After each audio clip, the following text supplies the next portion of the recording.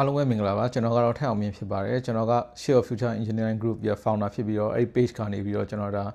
HVAC system design နဲ့ပတ်သက်တဲ့သင်တန်းတွေ clean room နဲ့ပတ်သက်တဲ့သင်တန်းတွေဖွင့်နေတယ်ပြီးရင်လက်ရှိအဲ့ page ကနေ knowledge sharing တွေလည်းလုပ်နေပါတယ်အဲ့တော့ဒီနေ့ဗီဒီယိုမှာကျွန်တော်ပြောပြသွားခြင်းတဲ့အကြောင်းအရာကတော့ကျွန်တော်အရှိရကပြောခဲ့တဲ့ pamphlet calculation ရဲ့ asset ပေါ့နော်ဒုတိယပိုင်းကိုဆက်ပြီးတော့ပြောပြသွားမှာပဲဖြစ်ပါတယ်ကျွန်တော်ရှေ့ဗီဒီယိုမှာတော့ဒီ pamphlet တွက်ဖို့အတွက်ပေါ့နော်ကျွန်တော်တို့လိုအပ်တဲ့ information တွေကျွန်တော်တို့ဘယ်လိုစုစည်းတည်ဆောက်အောင်လဲဆိုတာကိုကျွန်တော်ရှင်းပြခဲ့ပြီးဖြစ်ပါတယ်အဲ့တော့ဒီနေ့ဗီဒီယိုမှာတော့ကျွန်တော်ဒီ pamphlet calculation တွက်မဲ့ drawing အကြောင်းကိုကျွန်တော်ရှင်းပြသွားခြင်းပါတယ်ဒါပြင်ကျွန်တော်ဘယ်လိုတွက်မလဲဆိုတာနဲ့ဒီတွက်တဲ့ process တွေကိုကျွန်တော်ဆက်ပြီးတော့ရှင်းပြသွားမှာပဲဖြစ်ပါတယ်အဲ့တော့ဟောနော်ကျွန်တော်ဒီ pamphlet calculation က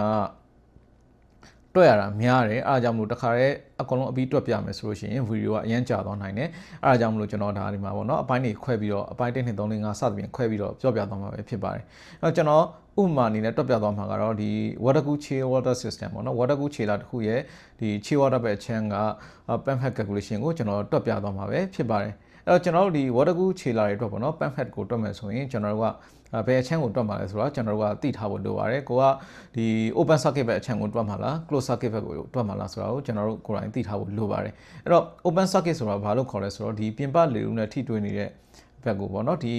hydronic system တွေကရေကပြင်ပလေထုနဲ့ထိတွေ့နေတဲ့ဘက်ကိုဒါ open circuit လို့ခေါ်ပါတယ်ဒီပြင်ပလေထုနဲ့ထိတွေ့မှုမရှိဘဲနဲ့သူ့ဘာလို့ဒီ pipe ထဲမှာပဲ circulate ဖြစ်နေတဲ့ဒီအချမ်းကိုတော့ဒါ close circuit လို့ခေါ်ပါတယ်အဲ့တော့ water cool chiller မှာဆိုလို့ရှိရင်ဒီခြေဝါဒပဲအချမ်းပေါ့နော်ဒီ evaporator ပဲအချမ်းကသူ့ရဲ့ဒီပြင်ပလေထုနဲ့မထိဘဲနဲ့ပေါ့နော်ဒီခြေဝါဒကသူ့ရဲ့ circuit ထဲမှာပဲလဲပတ်နေတာဖြစ်တဲ့အတွက်ကြောင့်မို့လို့ဒါ close circuit လို့ခေါ်ပါတယ်တကယ်လို့ကိုက cooling tower ပဲအချမ်းကိုတွက်မယ်ဆိုရင်ဒီ cooling tower တွေကိုပေါ့နော် cooling tower နေပြန်လာတဲ့ condenser water supply return နဲ့ condenser water supply နဲ့ဒီပြန်condenser နေပြန်လာ condenser water return ပေါ့နော်ဒီ condenser water ကဒီ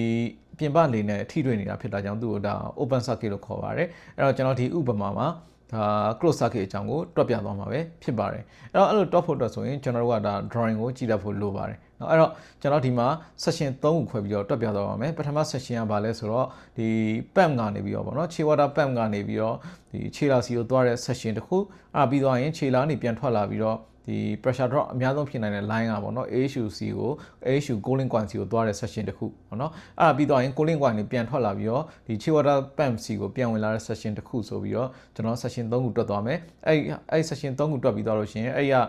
ဒီ pressure drop tempo တွေကိုပေါင်းယူရမယ်အဲ့ဒါအပြင်ကျွန်တော်ဘယ် tempo တွေထည့်ပေါင်းအောင်လဲဆိုတော့ဒီခြေလာရဲ့ evaporator section က evaporator pressure drop နဲ့နောက်ပြီးတော့ဒီ cooling coil section AHU ရဲ့ cooling coil section ကဒီ cooling coil pressure drop